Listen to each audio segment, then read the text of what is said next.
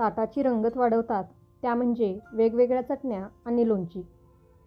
चपाती असो किंवा भाकरी, झणझणीत चटपटीत हिरव्या मिरचीचं लोणचं असेल तर बाकीचं काहीच लागत नाही. तर आज आपण इथे चटपटीत हिरव्या मिरचीचं लोणचं बनवणार आहोत. बनवायला तर अगदी सोपं आहेच, पण अजून काही गोष्टी लक्षात ठेवला तर हे लोणचं वर्षभर देखील टिकतं. नमस्कार, मी स्वाती तुमचं आपल्या टेस्टी किचनमध्ये खूप खूप मनापासून स्वागत करते. चला तर लगेचच रेसिपीला सुरुवात करूया. आता बघा, सुरुवातीलाच आपल्याला लोणच्यासाठी जे तेल लागणार आहे ते कडकडीत गरम करून घ्यायचं आहे, कारण हे तेल पूर्णतः थंड झाल्यावरच आपल्याला लोणच्यामध्ये घालायचं आहे. लोणच्याची बाकीची तयारी होईपर्यंत हे तेल पूर्णतः थंड होतं, म्हणून हे सुरुवातीलाच आपल्याला चांगलं कडकडीत धूर येईपर्यंत गरम करून घ्यायचं आहे. तर इथे मी तडका पॅनमध्ये 3 मोठे चमचे तेल घेतलेलं आहे. आता हे मी बाजूच्या गॅसवरती ठेवून गरम करून घेते आणि ते पूर्णतः थंड करून घेते. आता मिरचीचं लोणचं करताना तुम्हाला कसं लोणचं हवं आहे त्यानुसार मिरची निवडा. जर तुम्हाला खूप झणझणीत लोणचं हवं असेल तर डार्क हिरव्या रंगाची मिरची घ्या. कमी तिखट लोणचं हवं असेल तर पोपटी रंगाची आणि लांब मिरची घ्या. मला मध्यम तिखट लोणचं आवडतं, तर इथे मी मध्यम तिखट मिरची घेतलेली आहे. इथे मी 125 ग्रॅम ताजी हिरवी मिरची घेतलेली आहे.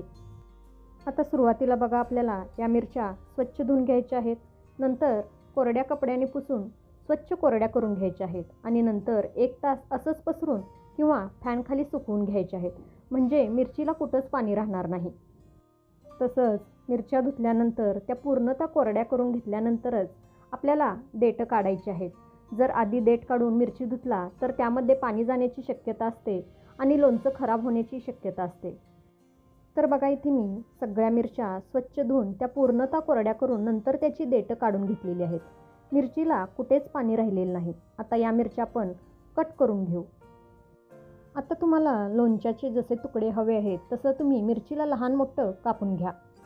पण मिरची कट करत असताना जी आपण कात्री वापरतो किंवा सुरी वापरतो तीही स्वच्छ आणि पूर्णतः कोरडी असावी.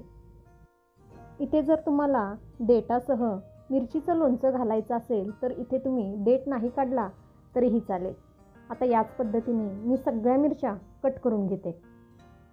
आता इथे मी अजून एक गोष्ट सांगायला विसरली आहे, ती म्हणजे ज्या भांड्यामध्ये आपण लोणचं घालणार आहोत ते भांडंही आपल्याला पूर्णतः कोरडं वापरायचं आहे.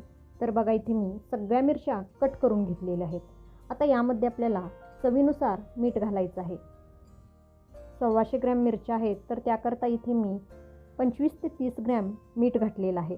लोणच्यासाठी थोडं मीठ जास्तच वापरायचं, तरच लोणचं छान टिकतं. आता यामध्ये घालायचा आहे आपल्याला लोणच्याचा मसाला. तर इथे मी रेडीमेड लोणच्याचा 3 चमचा मसाला घेतलेला आहे. वजनी प्रमाण म्हणाल तर 30 ते 35 ग्रॅम हा मसाला आहे. आता हा सगळा मसाला आपल्याला यामध्ये घालून घ्यायचा आहे. आता जर तुमच्याकडे हा मसाला नसेल तर घरीच मसाला बनवून लोणचं कसं बनवायचं याचाही व्हिडिओ आपल्या चॅनलवरती आहे. लिंक डिस्क्रिप्शन बॉक्समध्ये देते, नक्की जाऊन बघा. आता यामध्ये घालायचं आहे आपल्याला लिंबूचं रस. तर इथे मी 3 मोठ्या लिंबूचं रस घेतलेला आहे.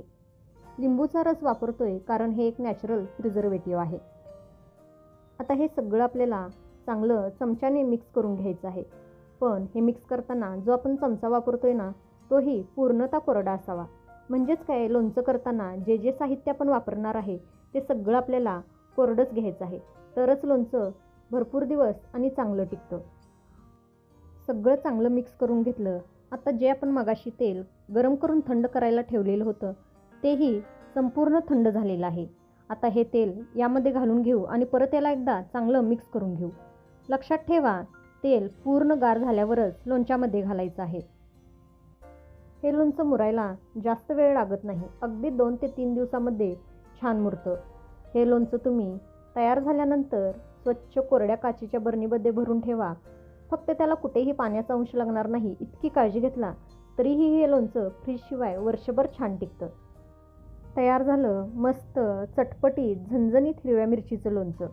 हे लोणचं तुम्ही चपातीबरोबर भाकरीबरोबर खाऊ शकता, खूप छान लागतं. हे लोणचं बनवताना छोट्या छोट्या गोष्टी जरी लक्षात ठेवला तरीही हे लोणचं छान वर्षभर टिकतं. तर आजची ही रेसिपी कशी वाटली हे मला कमेंट करून नक्की सांगा. रेसिपी आवडली असेल तर प्लीज लाईक करा, आपल्या प्रियजनांसोबत शेअर करा. तसंच टेस्टी किचनला अजून सबस्क्राईब केला नसेल तर प्लीज सबस्क्राईब करा. व्हिडिओला हाईप करायलाही विसरू नका. परत भेटू अशाच एका झणझणीत आणि चटपटीत रेसिपीसोबत. तोपर्यंत मस्त खा, टुमटुमीत राहा. Bye bye. Thanks for watching.